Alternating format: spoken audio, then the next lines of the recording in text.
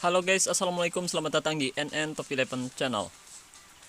Tidak terasa kita sudah memasuki babak 16 besar Liga Champions dan tepatnya sudah masuk babak penentuan.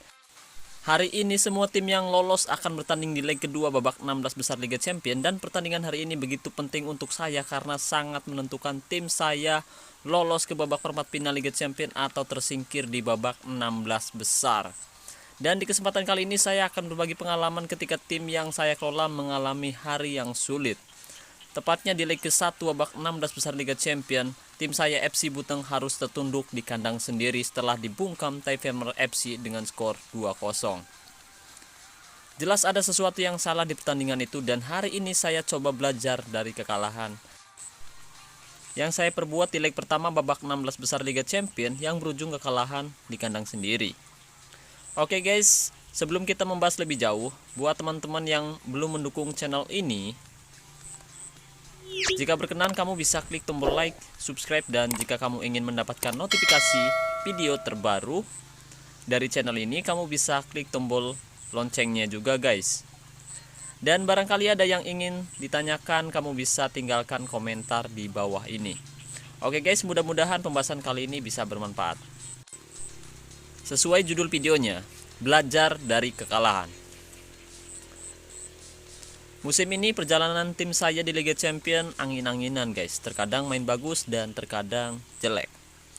Dimulai dari babak grup G, tim saya sempat meraih hasil buruk di ronde ketiga setelah mengalami kekalahan melawan Pasa FC dengan skor 3-2. Esan, penyerang Pasa FC, main bagus dengan mencetak hat-trick atau 3 gol di pertandingan itu guys. Jika dilihat dari mutu tim kedua kesebelasan, memang selisihnya sedikit sekali. Karena hadirnya manajer, permainan Pasa FC jadi lebih terorganisir. Mulai dari penguasaan bola, mereka sedikit lebih dominan 54% berbanding 46%. Dan tim tuan rumah juga lebih banyak melakukan 13 percobaan tembakan, 7 tepat sasaran dan 3 berbuah gol. Sedangkan FC Buteng melakukan 11 kali tembakan, 6 tepat sasaran, dan hanya 2 yang berbuah gol. Dan dari efisiensi tembakan sendiri, Pasa FC sedikit lebih unggul 43% berbanding 33%.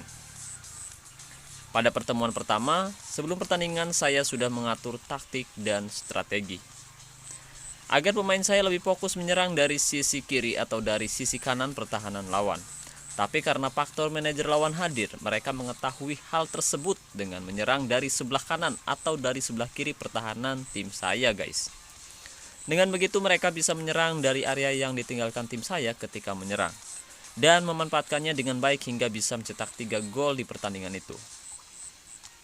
Pada pertandingan itu saya coba menggunakan formasi 4-1-2-3. Dan lawan menggunakan formasi 4-2-3-1. Sedangkan man of the match pertandingannya sendiri yaitu San yang berhasil mencetak hat-trick di pertandingan tersebut. Kesalahan saya menempatkan kartu di pertandingan ini terlihat dengan performanya yang jelek. Penjaga gawang ini hanya mendapatkan nilai 5,8. Kepercayaan yang saya berikan tidak membuatnya percaya diri, dan mungkin dia kena mental guys karena penyerang lawan terlalu tangguh. Dan di pertandingan kali ini mereka juga lebih diuntungkan karena saya tidak hadir di sisi lapangan. Terima kasih banyak untuk Coach Mentok Mbangba dan Coach Rian yang telah mendukung tim saya. Setelah mengalami kekalahan di pertemuan pertama dengan skor tipis 3-2, saya mencoba belajar dari kekalahan. Dengan melihat statistik pertandingan tadi, kita jadi tahu letak kesalahan tim saya, dan sedikit perubahan strategi berhasil membawa tim saya menang tipis 1-0 di pertemuan kedua guys. Bermain di kandang sendiri, tim saya lebih dominan menguasai bola dengan presentasi penguasaan bola 58 berbanding 42%. Dan dari total percobaan tembakan, tim saya sedikit lebih unggul dengan mencoba 10 kali tembakan, 5 tepat sasaran, dan 1 berbuah gol dengan efisiensi tembakan 20% berbanding 0. Jika di pertemuan pertama saya mencoba menyerang dari sisi kiri, kali ini saya coba merubah dengan fokus umpan perpaduan agar serangannya tidak mudah terbaca oleh pemain lawan. Kita bisa melihat di zona serangan dengan angka yang hampir sama di setiap area. Pasa FC sepertinya lebih percaya diri dengan tidak merubah fokus umpan dari sayap kanan. Mereka pikir saya masih menggunakan strategi yang sama seperti di pertemuan pertama guys. Padahal saya melakukan perubahan untuk bisa menahan serangan Pasa FC di pertemuan kedua. Pentingnya melihat statistik atau riwayat pertandingan yang telah berlalu yaitu agar kita bisa mempelajari letak kesalahan dan mencoba memperbaikinya, guys. Salah satu contoh di sini saya mencadangkan karpet penjaga gawang yang bermain jelek di pertemuan pertama. Dan memainkan Desimo yang bermain bagus di pertemuan kedua dengan mendapatkan nilai 7,6. Setelah meraih clean sheet, gawang FC Buteng tidak kebobolan hingga peluit berakhir. Dan saya masih menggunakan formasi yang sama seperti di pertemuan pertama, begitupun dengan lawan. Di pertemuan kedua saya lagi-lagi tidak hadir. Terima kasih banyak atas dukungan teman-teman yang hadir di pertandingan ini. Yang pertama ada Coach Stephen, Tio S, Justika, dan Coach Nur Ismail. Tanpa teman-teman mungkin tim saya bisa kalah lagi di pertandingan ini, guys. Terima kasih banyak. Dan tim saya berhasil menempati posisi 2 klasemen grup G dan lolos ke babak 16 besar. Pada leg pertama babak 16 besar Liga Champion, tim saya kembali meraih hasil buruk. Lebih diunggulkan menang karena bermain di kandang sendiri dan memiliki mutu sedikit lebih besar. Tim saya justru kalah 0-2 melawan Taipermer FC di kandang sendiri, guys. Gol cepat tercipta di menit ke-1 dan di menit ke-17. Kedua gol tersebut diciptakan oleh Roman dan setelah itu tidak ada gol tercipta dari kedua kesebelasan. Tim saya sebenarnya lebih unggul penguasaan bola dan kita sama-sama melakukan 9 kali tembakan dan 5 tepat sasaran, 2 berbuah gol untuk Taipermer FC yang lebih efisien 40% berbanding 0. Dan mereka menerapkan strategi yang tepat dengan menyerang dari area tengah. Dan jelas mereka mengetahui kelemahan formasi yang saya gunakan.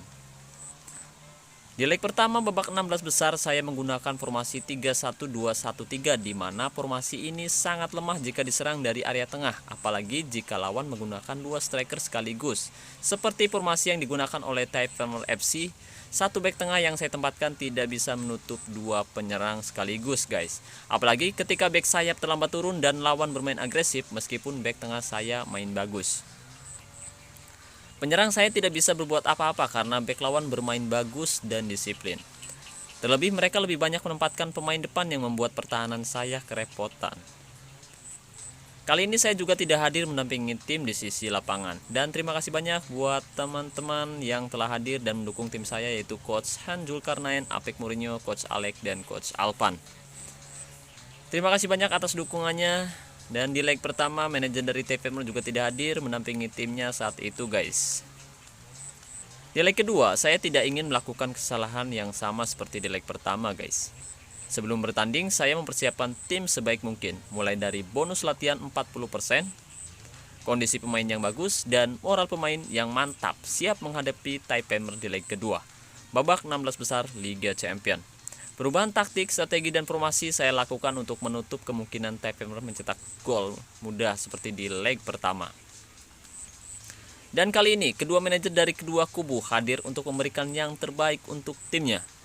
Dan lawan sebenarnya lebih diuntungkan karena memiliki 2 gol tandang. Mereka hanya butuh hasil seri 0-0 untuk bisa lolos ke babak perempat final Liga Champion musim ini. Tapi sayangnya Eden Hazard secara mengejutkan mencetak 2 gol cepat di menit ke-5 dan di menit ke-18 untuk membawa FC Buteng unggul 2-0 dan menyamakan agregat gol tandang menjadi 2-2.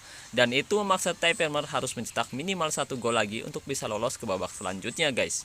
Dan sayangnya itu tidak terjadi. FC Buteng malah menggobrak-abrik pertahanan Taipermer FC dengan mencetak 4 gol lagi untuk membungkam tuan rumah dengan skor telak 0-6 dan lolos dengan agregat 6-2. Tim tamu justru lebih unggul penguasaan bola 52% berbanding 48%. Dan FC Buteng 18 kali lebih banyak melakukan percobaan tembakan dengan 12 tepat sasaran dan 6 berbuah gol. Dan FC Buteng kali ini 50% lebih efisien tembakannya, guys. Kali ini saya lebih mengandalkan sayap kiri untuk mendobrak pertahanan Taipermer. Dan sepertinya Taipermer mencoba menyerang dari bawah kedua sayap. Itu berarti kedua bek sayap mereka lebih sering membantu serangan dan hanya menyisakan 1 bek tengah yang membuat semakin rapuhnya pertahanan Taipermer di leg kedua ini. Meskipun tim saya lebih banyak melakukan tackle, tapi justru tim lawan yang lebih banyak melakukan pelanggaran. Kemungkinan mereka menerapkan gaya tackle keras di pertandingan ini, guys. Dan setelah mengalami kekalahan di leg pertama menggunakan formasi 3-1-2-1-3 di mana formasi itu sangat lemah di area tengah pertahanan, Dan di leg kedua saya coba menutup lemahnya area tengah dengan mengganti formasi dari 3-1-2-1-3 menjadi 4-1-2-3, di mana formasi ini lebih stabil antara bertahan dan menyerang. Dan saya juga menerapkan strategi menyerang sedari menit awal untuk bisa mencetak gol cepat. Kali ini saya sedikit terlambat hadir di sisi lapangan, tapi keadaan tim sudah unggul 0-2 dan manajer TPMer juga hadir untuk mendampingi timnya saat itu. Terima kasih banyak untuk Coach Sobertongo, Dian, Rahmat Aldi, Jos, MC Kotela, Mr. Usual, Nakula, Bapak Laksono, dan Coach Yoga yang telah mendukung tim saya dan membuat pemain saya lebih bersemangat untuk menang dan lolos ke babak perempat final Liga Champion musim ini. Jika kita lihat dari statistik pertandingan dan performa pemain TPMer, dia hanya mengganti 2 pemain, 1 penjaga gawang dan 1 lagi gelandang bertahan. Bek tengahnya bermain tidak cukup bagus dengan nilai 4,5, seharusnya diganti, tapi dia tidak melakukan itu. Hingga tim saya berhasil mendominasi lini pertahanan mereka dengan mudah. Oke guys, itulah sedikit pembahasan kali ini. Belajar dari pengalaman sangat penting, entah itu di dunia nyata ataupun di dunia game. Terima kasih banyak buat teman-teman yang telah menonton video ini sampai selesai. Mudah-mudahan pembahasan kali ini bermanfaat. Sekali lagi saya ucapkan terima kasih banyak. Wassalamualaikum warahmatullahi wabarakatuh. Salam olahraga, salam Top 11 Indonesia.